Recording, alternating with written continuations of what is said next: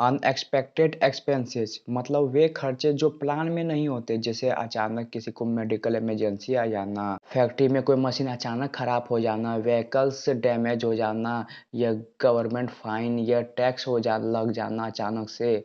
Small business से ये पैसे बिजनेस के डेली ऑपरेशन से निकाल लिए जाते हैं। मतलब किसी आदमी के पास अगर इमरजेंसी फंड नहीं है तो उसके अपने पर्सनल सेविंग या हाई इंटरेस्ट लोन से कवर करना पड़ता है। इंडिया में एमएसएमई के लिए ये बहुत बड़ा रिस्क है, क्योंकि इसमें थिन मार्जिन और इरेगुलर कैश फ्लो होता है। अगर आपके पास इमरजेंसी फंड है 3 से 6 महीने तक, तो आप सेफ जोन में हो, तो आपका बिजनेस कभी बंद नहीं होगा, क्योंकि एक सेफ्टी लेके आप चलते हैं। मैं एक स्टोरी से क्लियर करता हूँ। ये कहानी है मेरे भाई की, अनिल भाई की। उनका छोटा सा स्टील फैब्रिकेशन वर्कशॉप था। मतलब 6-7 साल से वो बिजनेस वो चला रहे थे। अच्छा खासा प्रॉफिट भी हो रहा था, और 10-12 वर्कर काम कर रहे थे, और उन्हें सैलरी भी ठीक ठाक मिल रहा था, घर भी ठीक ठाक चल रहा था। लेकिन एक गलती क्या हुआ कि अचानक एक दिन वो जब फैक्ट्री खोले तो उसका मेन मशीन है उनका डैमेज हो गया। अब क्या करें, अब ऑर्डर भी आया हुआ था, बड़ा बड़ा ऑर्डर आया हुआ था, पेंडिंग था, और मशीन भी खराब है, और उनके पास कोई इमरजेंसी फंड नहीं है। तो किसी तरह इधर उधर से किए, नहीं हो पाया, क्योंकि पर्सनल सेविंग भी उतना नहीं था कि वो कर ले। उसके बाद सैलरी को, मतलब जो वर्कर्स है उनका 1 लाख का सैलरी भी बाकी था। मतलब सारे वर्कर्स मिला के, सब मिला के 1 लाख सैलरी उनको देना था, लेकिन अभी तक नहीं दे पाए थे, क्योंकि पैसे नहीं थे। अचानक मुसीबत आ गया है, और जानते ही हो, अचानक मुसीबत आ जाता है तो सब कुछ एक ही साथ आता है। जब मुसीबत एक आता है तो सब एक ही साथ मुसीबत सब आ जाता है, सबको पता होगा। तो वही अनिल भाई के साथ हुआ है। अब अनिल भाई क्या करे, उसे जबरदस्ती मजबूरन लोकल के मनी लेंडर से 20% इंटरेस्ट पे 2.5 लाख रुपया लेना पड़ा, क्योंकि ना उसके पास रॉ मटेरियल था, वर्कर्स का पेंडिंग पैसा बाकी था, ऑर्डर पेंडिंग था, रॉ मटेरियल नहीं था, तो लाइन लेना पड़ेगा। तो उन्होंने 2.5 लाख रुपया लिए लेंडर से 20% इंटरेस्ट पे।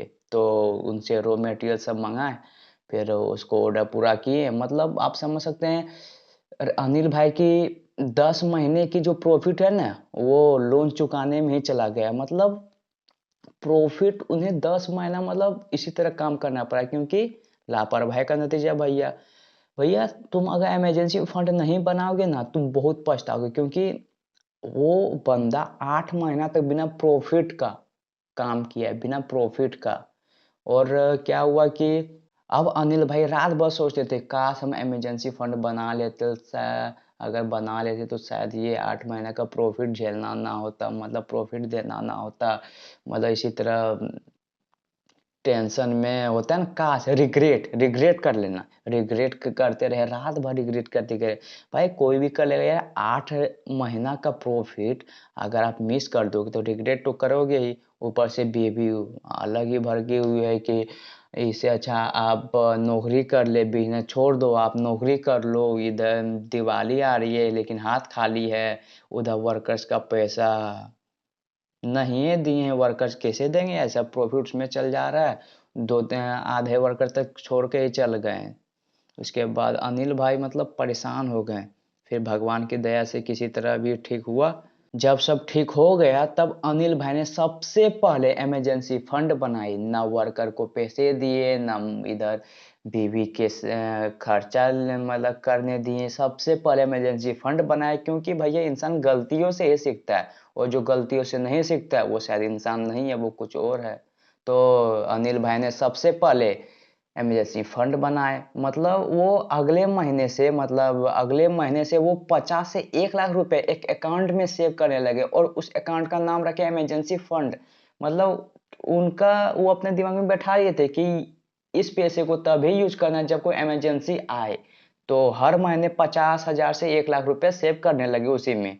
कम से कम 6-7 महीना का, 6-7 या 8 महीना तक का इमरजेंसी फंड बना लिए कि भैया 6-7 महीना अब मेरा सेफ रहेगा, अगर कुछ हो भी जाए तो हम 6-7 महीना मैनेज कर लेंगे, उसके बाद जो होगा देखा जाएगा।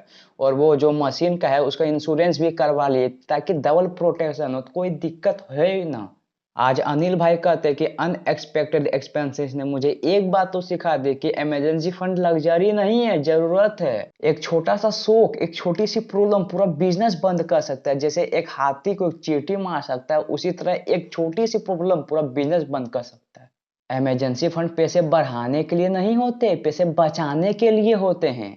तो भैया इमरजेंसी फंड को इमरजेंसी में ही यूज करना है, ये नहीं कि इधर गोवा घूम रहे उधर थाईलैंड घूम रहे, ना भैया ना। इमरजेंसी फंड इमरजेंसी काम में ही यूज होता है, ये नहीं कि तुम अलग ही रुतबा में रहो। और भैया अगर इमरजेंसी नहीं आ रहा तो शुक्र माना, इसका मतलब ये नहीं कि सब पैसे मौज में डाल दो, नहीं भैया। इमरजेंसी कभी भी आ सकती है, इसीलिए भैया बनाओ यार, कम से कम 6-12 महीने तक का तो फंड बनाओ। मतलब अगर आपका जानते हो कि इतना फैक्ट्री में इतना बड़ा मशीन है, इतना खर्चा हो सकता है, तो उसी हिसाब से 6-12 महीना तक का बना लो। जैसे अनिल भाई मतलब हर महीने 50 से 1 लाख का जमा करते, तो 50 से 1 लाख का 6-12 महीना मतलब वही 6 से 12 लाख रुपए जमा करते, और उससे ज़्यादा ही करते। मतलब इमरजेंसी फंड में अलग, पर्सनल सेविंग में जो है वो अलग करते, क्योंकि यार जब प्रॉब्लम आती है ना, तो एक प्रॉब्लम नहीं सब प्रॉब्लम आ जाती है। सब जब एक प्रॉब्लम आती है तो सब एक साथ ही आ जाती है, जिससे बहुत दिक्कत होता है भैया। इसीलिए सतर्क रहे, सावधान रहें और गलतियों से सीखें। अगर नहीं सीखेंगे तो आप शायद कुछ और हो जाएंगे। तो भैया चलते हैं, बाय बाय बाय।